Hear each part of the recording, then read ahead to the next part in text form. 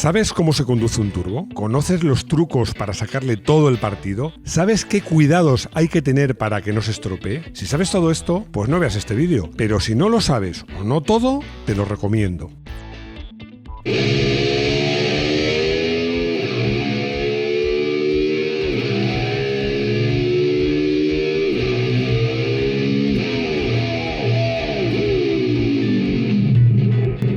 Bienvenidos a Garaje Hermético. Enciérrate con nosotros.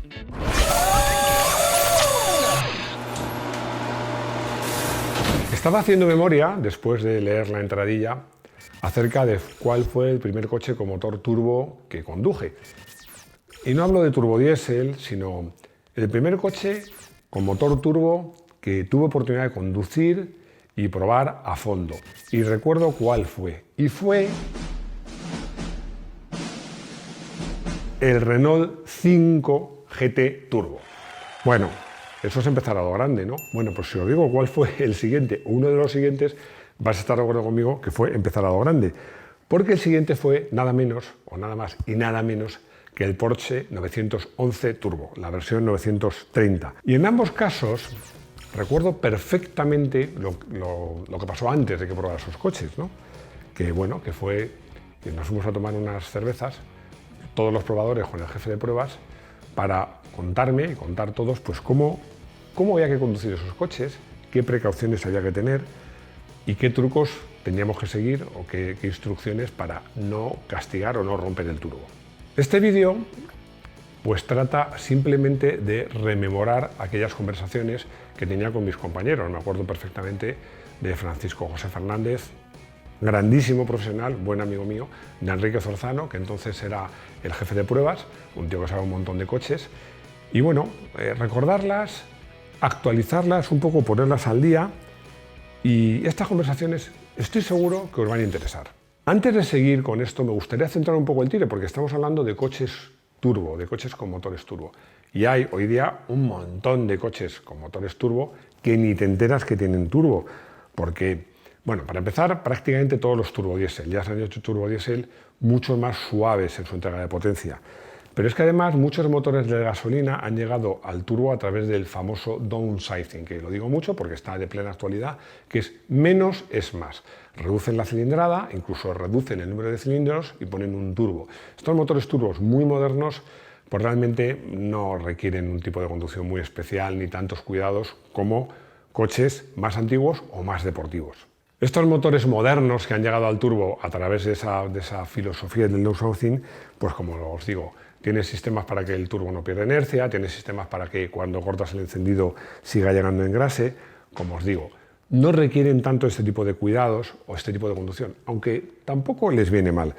Este vídeo lo he orientado más a los turbos, vamos a decirlo, a los turbos de verdad, a los turbos con carácter, que serían turbos, pues fijaros, había puesto en un principio de guión hasta el año 2000, pero es que no, hay años posteriores, porque por ejemplo el Ford Focus ST, que daba el de 2019, que tiene un motor 2,2 litros de nada menos que 280 caballos, una verdadera pasada, es un coche turbo con carácter, no es nada antiguo y al que le viene bien esta forma de conducir y estos cuidados que os voy a contar. ¿Se conduce distinto un turbo? Pues sí, se conduce distinto un turbo. Bueno, habréis oído todos hablar del turbolag, que no es lo mismo que el jet lag. ¿Qué es eso del turbolag? Pues que desde que nosotros aceleramos hasta que esa potencia llega a las ruedas pasa un tiempo, además un tiempo a veces largo y que es variable. Pero ese es uno de los problemas. Hay otro problema más, bueno, hay otros dos. Otro problema más es la concentración de la potencia, es decir, en muy poco régimen la potencia crece muy rápido en un motor turbo. Y hay otro problema añadido, que es la sobrepresión que podemos someter al motor si no sabemos cómo se conduce un turbo. Esto es lo que vamos a contar. Turbolag. Ya sabéis que me gusta hacer un poco de historia, porque además nos sirve para entender el presente. Voy a hablar de Porsche, porque Porsche fue una de las primeras marcas que utilizó el turbo en coches de calle, pero sobre todo en competición. ¿Por qué? Porque Porsche tenía unas barquetas, unos coches de competición, biplazas de circuitos, los 908, que iban muy bien, eran coches estables, fiables, ágiles, que frenaban bien, pero a los que les faltaba potencia. Bueno, ¿cuál fue la solución? Pues les pusieron un turbo y empezaron a correr. Bueno, en ese momento el turbo ya se utilizaba, pero se utilizaba en aviones. Lo que pasa es que la forma en que funciona un motor de avión y la que funciona un motor de coche no tiene absolutamente nada que ver, porque en un avión el motor funciona, os diría, esto se llama técnicamente un motor estacionario, es decir, a un régimen constante. Tú en un avión, bueno, pues si vas a despegar, le pones todo el gas y una vez que despegas, eliges el régimen y ya está, no vas acelerando, subiendo y bajando el régimen. No tiene nada que ver con el uso que tiene un motor de un coche. Resultado que los turbos eran muy grandes y su instalación muy simple. Había puesto muy primitiva, pero no, es que realmente era muy simple. No tenían válvula de descarga. El turbo era muy grande porque los aviones no tenían problemas de inercia y no tenían válvula de descarga porque era muy fácil que a máximo régimen el turbo soplara lo justo, no había inercias. Y en un coche sí.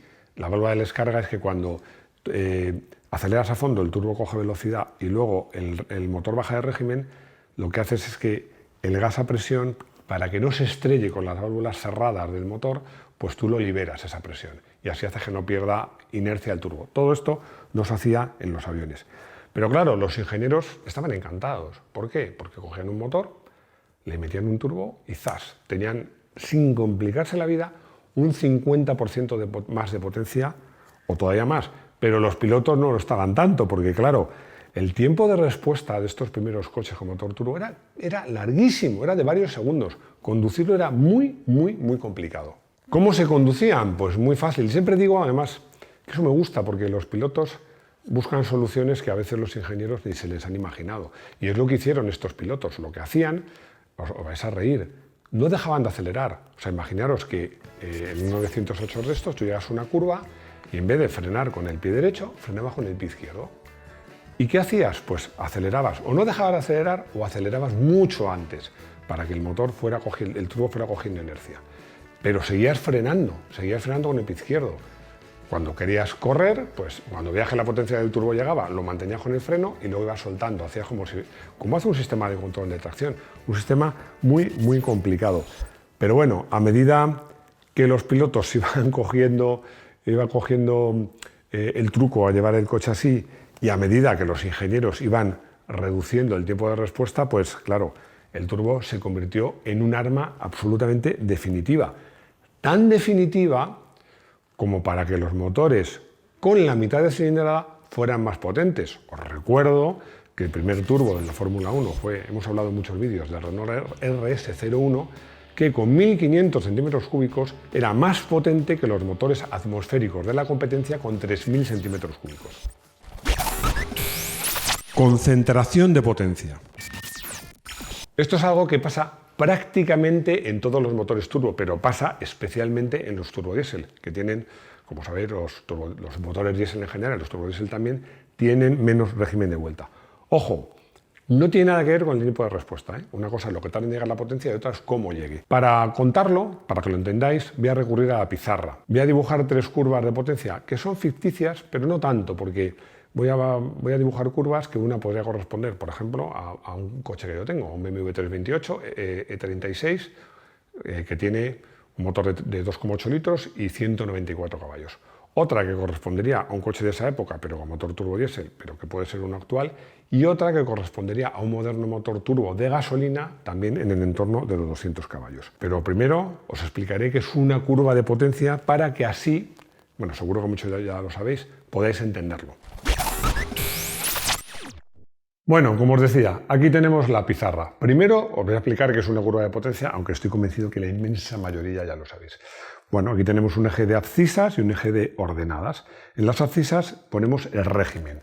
El régimen que aquí he puesto, para hacerlo más corto, 1, 2, 3, 4, 5, 6, 7 por 1000 revoluciones. O sea, 1000 vueltas prácticamente ralentí, así hasta 7000. Y en el eje de ordenadas he puesto los caballos, lo he puesto más fácil. 50, 100, 150 y 200.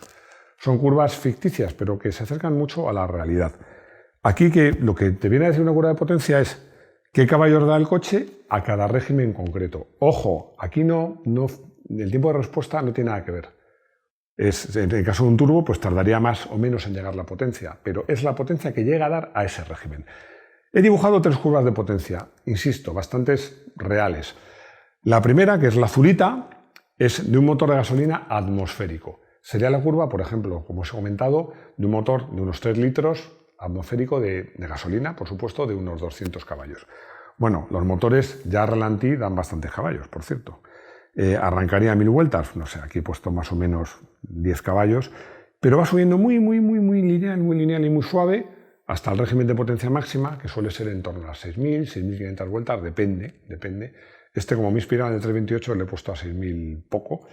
Y luego ya, una vez que llega al régimen de potencia máxima, decae hasta que llega lo que se llama el corte de inyección, generalmente de encendido, que es un sistema que cuando llega a un régimen peligroso, el motor, la electrónica, corta para que no se pase de vueltas. Esta es la primera curva que he pintado. Luego he pintado, de verdecito, una curva de potencia que podría ser, imaginaros, un coche de estos de downsizing con un motor de la mitad de cilindrada, un poco más, que diera también 200 caballos, tipo a lo mejor un Ford Fiesta ST o algo así. Bueno, aquí ¿qué es lo que pasa? Aquí sí que confieso que lo he exagerado un poquito. Bueno, más o menos arranca igual, en realidad arrancaría más abajo porque tiene menos cilindrada, pero bueno, es irrelevante. Crece la potencia lentamente. Si un GT Turbo tuviera 200 caballos, esta curva de potencia sí que sería de un GT Turbo. Y de repente, a unas 3000 vueltas, ¡guas!, se dispara y pega un subidón salvaje, que es esa concentración de potencia que os digo, que si el coche de tracción delantera lo puede hacer derrapar y si estás en curva, pues no te ayuda mucho. Y luego igual, llega al régimen de potencia máxima, cae suavemente hasta que llega al corte de encendido. Y luego he dibujado la última, una de un motor diésel. Claro, al motor diésel le pasan 2 cosas. El motor diésel sí que es cierto que a ralentí da más caballos. De hecho, es que los usan en las autoescuelas porque no hace falta ni que aceleres, levantas el embrague y arranca. Pero los motores diésel, incluso los más modernos, más de 5000 vueltas no cogen. Es más, se mueren mucho antes. Suelen dar la potencia máxima poco más allá de las 4000. Pero a la vez, al mismo tiempo, el turbo no empieza a coger inercia y empieza a soplar hasta las 2000. ¿Qué pasa en un motor de estos? Bueno, que el empujón de potencia es brutal.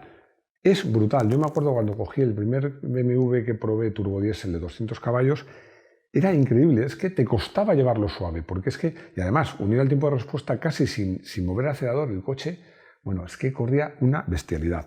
Esto es lo que os digo de la concentración de potencia. Muy sencillo. Cuanto más llana es una curva de potencia, el motor es más progresivo. Cuanto más empinada es una curva de potencia, el motor es más brusco. Este es, no un problema, pero sí algo que hay que tener en cuenta cuando conduces un motor con turbo. A fondo bajo de vueltas, nunca. Voy a comenzar este punto con otra historia que tiene que ver con los Nissan Patrol. Los Nissan Patrol, cuando aparecieron en España, bueno, eran coches muy refinados, porque los únicos todoterreno que había en ese momento eran los Arbor Sandana. Y eran coches que mucha gente los usaba por el campo y los usaba para ir por carretera, pero eran poco potentes los diésel. Los gasolina gastaban mucho, pero los diésel eran poco potentes. Y entonces muchas empresas vendían un kit para ponerle un turbo. Bueno, hasta ahí todo bien. Pero ¿qué es lo que pasa?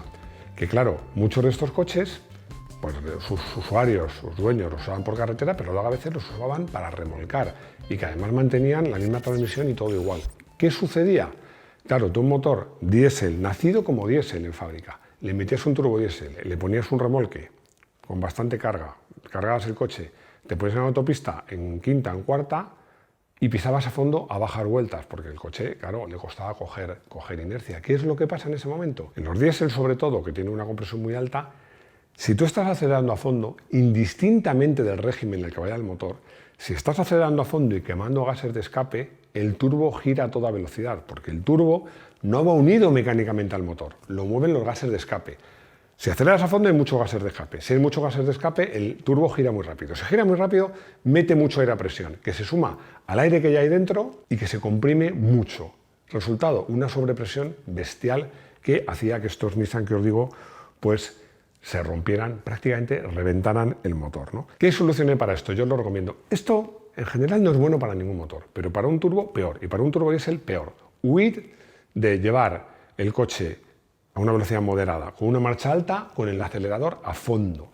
Esa situación no es buena. Como decía, yo digo que mi padre tenía esa inteligencia y ese tacto para llevar los coches y las motos. Hay que llevar el motor alegre. No te digo que haya que subirle mucho de vueltas, pero sí tiene que haber una correspondencia más o menos razonable entre lo que pisas el acelerador y el régimen del motor. Trucos de conducción. La conclusión de esas conversaciones que os he contado al principio, que tuve con mis compañeros y amigos, pues era muy sencilla, que es para conducir un coche con motor turbo de verdad, de los que tienen carácter, de una manera eficaz, tenía que ser una conducción muy ordenada, muy suave y anticipar más de lo habitual. Bueno, desde luego, para llevar un turbo no vamos a ir por la calle, ni siquiera en circuito, como se hacía con estos primeros turbos, o como los Grupo B, porque ya habéis visto en algún vídeo que hemos hecho de Grupo B, sobre todo Walter Roll era un mago de utilizar el pie izquierdo precisamente para cargar, como se suele decir, el turbo. Bueno, pero la suavidad sí que es importante porque hay que acelerar suave para evitar que la potencia llegue de golpe, pero también hay que anticipar con el gas para que la respuesta del motor llegue cuando nos interesa.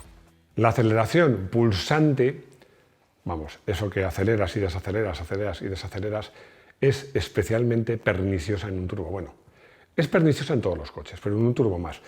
Lo es en todos los coches porque, de hecho, cuando haces un curso de conducción, te encuentras con mucha gente que llega a la curva, acelera de forma muy optimista, entonces se arrepiente y levanta, y de repente levanta demasiado y vuelve a acelerar. Esa aceleración pulsante, aparte de que al motor, pues si es turbo, no le va bien, porque cada vez que aceleras tarda otra vez en reaccionar. Al coche tampoco, porque haces que vaya cabeceando. Y tú lo que tienes que hacer en un coche en una curva es que cuando frenas cargue el tren delantero y cuando aceleras, aunque si es propulsión trasera como es motivo, que cargue el tren trasero y si es tracción delantera, hacerlo con suavidad para que no patine. Entonces, la acción sobre el acelerador en todos los coches, pero en los turbo mucho más, tiene que ser anticipada, decidida y suave. ¿Que no es fácil conducir así? Bueno, es que nadie ha dicho que sea fácil. Yo no he dicho que sea fácil. Es difícil, pero yo creo que precisamente uno de los encantos de los coches con motor turbo es que son difíciles de domar y de controlar y que conducirlos bien y rápido no está al alcance de cualquiera. Mis primeros turbo. Puede parecer que un Renault 5 GT Turbo y un Porsche 911 Turbo 930, o sea, de los primeros fabricados entre el 75 y el 89, no tienen mucho que ver. Pues te equivocas. Aunque tengan el motor en sitios distintos y un nivel de potencia distinto, en el uso del acelerador tienen mucho que ver.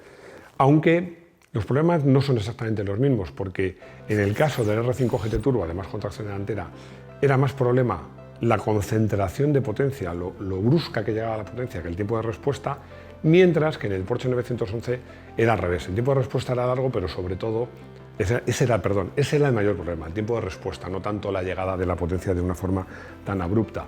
He estado consultando, para hacer este vídeo, he estado consultando las curvas de potencia del Renault 5 GT Turbo, curva de potencia que hice yo mismo, que bueno, pues un poco te cuentan esto. Ya hemos visto las curvas de potencia.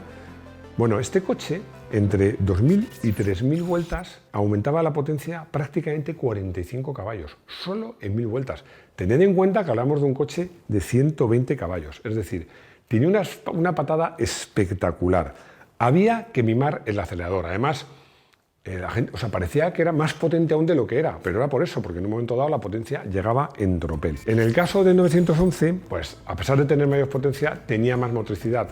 Y no pasaba como en el GT Turbo, que saliendo de una curva lenta o arrancando era fácil que patinasen las ruedas. Esto en el 911 era más complicado, pero el problema del 911 era el tiempo de respuesta, que era muy alto. El primero tenía un solo turbo, de bastante inercia, y desde que acelerabas tú hasta que el coche aceleraba, pasaba tiempo. Si era en línea recta, bueno, pero si era en curva y el coche estaba subvirando, es decir, se iba de morro, y tú esperabas sacarlo a base de potencia, ese segundo o 2 segundos se te hacían eternos. No te decimos qué, sino cómo. Está fuera de nuestro alcance, porque si no el vídeo sería larguísimo y Rodrigo me asesinaría, analizar todos los coches o los 20 más importantes y decir cómo es el caso de cada uno. Pero ya sabéis cuál es la filosofía de nuestro canal. Nosotros no te decimos lo que tienes que hacer.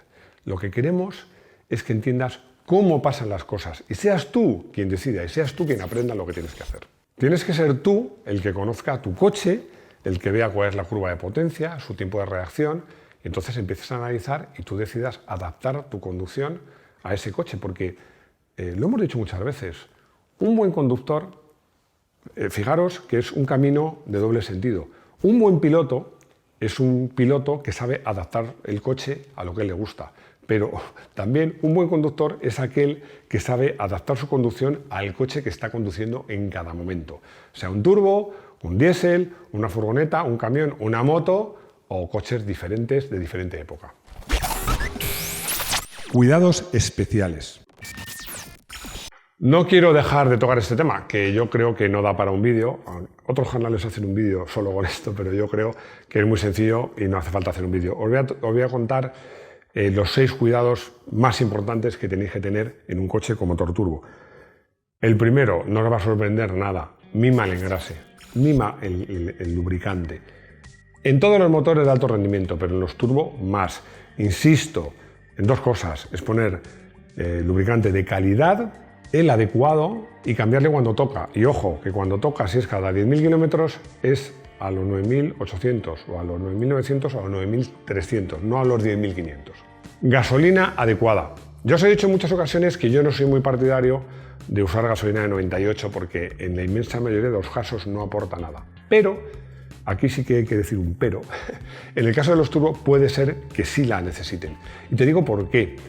Tú si notas que el turbo hace cosas raras en el motor, o sea que tú cortas el encendido y el motor pega algunas explosiones más, eso se llama autoencendido.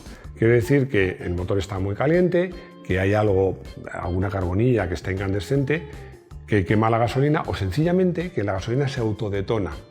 Eso quiere decir que detona sin necesidad de chispas, simplemente por compresión. Eso es una de las cosas que puedes evitar utilizando gasolina de 98. Te digo lo mismo, si ves que tienes problemas, o lo recomienda el fabricante, usa de 98.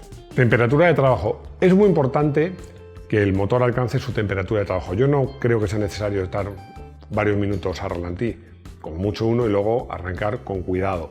Porque, ojo, os recuerdo que el aceite tarda más en coger temperatura que el agua. Y el termómetro os marca que el agua ya está en temperatura de trabajo, pero el aceite a lo mejor no. Ojo al apagar el motor. Muy importante, sobre todo el caso arquetípico, una autopista de peaje que vas alto de régimen, paras una gasolinera y cortas el motor. Hay motores turbo que no tienen un sistema de engrase separado, o sea, el turbo se engrasa por el propio aceite del motor. Si tú paras el motor, deja de funcionar la bomba de engrase, pero si el turbo tiene inercia, quema ese aceite y puedes estropear los casquillos.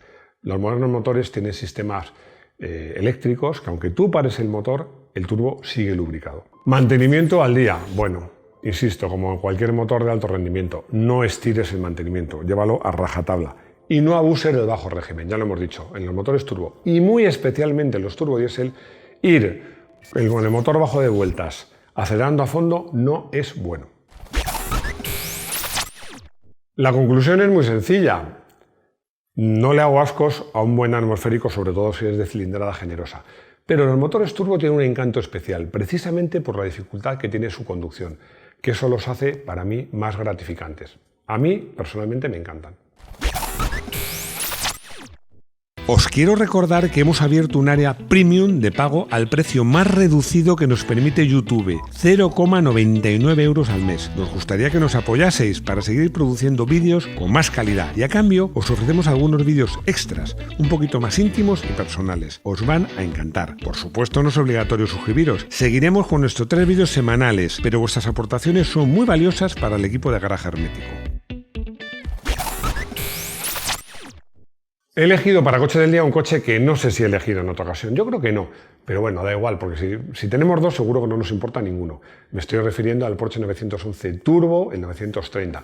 Este coche le tengo un cariño especial. Primero porque en mi etapa que pasé de ser lector a probador, pues era un coche con el que soñaba, que luego lo pude conducir, me llevé una impresión muy mala, pero luego al final, cuando aprendí a entender cómo se lleva un 911 con el motor de detrás y cómo se conduce un turbo con ese tipo de respuesta, pues me di cuenta que efectivamente era un coche solo para gente que sabía conducir muy bien. Yo no sé si conseguí conducir muy bien, pero conseguí entender ese coche. Llegamos al consultorio que Juan me hace una pregunta que me hace mucha gracia. ¿Si el turbo tiene futuro? No. no tiene futuro, tiene presente, porque como os decía, en todos los coches que recurren a esa filosofía del downsizing es muy habitual el motor turbo. Pedro Limores me pregunta las diferencias entre el GT Turbo de fase 1 y fase 2 y si vale la pena un fase 2, aparte de esos 5 caballos extra. Bueno, es verdad que el primero da 115, el segundo 120, pero eso es lo de menos. Ni siquiera las llantas, que a mí la de fase 2 me parecen mucho más bonitas, también es lo de menos. Son los reglajes del tren delantero que hacen que el fase 2 vaya mucho mejor. Si encuentras un buen fase 1, pues genial, pero si puedes encontrar un fase 2, mucho mejor. Y llegamos al final del vídeo. Estos vídeos me gustan porque me recuerdan los buenos tiempos, me gusta hablar de conducción y además, como os decía, la conducción de un turbo pues tiene mucho encanto. Si os ha gustado el vídeo, me lo decís. Si hay algo que no os haya gustado, también me lo decís en los comentarios. Dad a me gustas y si no estáis suscritos, pues estamos muy cerquita del 500.000. Y las 4 cosas, os voy a decir 4 cosas. Las 4 cosas son que los vídeos de motos los podéis ver en Moto1 Pro, que hacemos podcast los lunes, que nuestra web va viento en popa y que estamos en todas las redes sociales. Y lo más importante, que espero veros de nuevo en nuestro garaje hermético. Hasta pronto.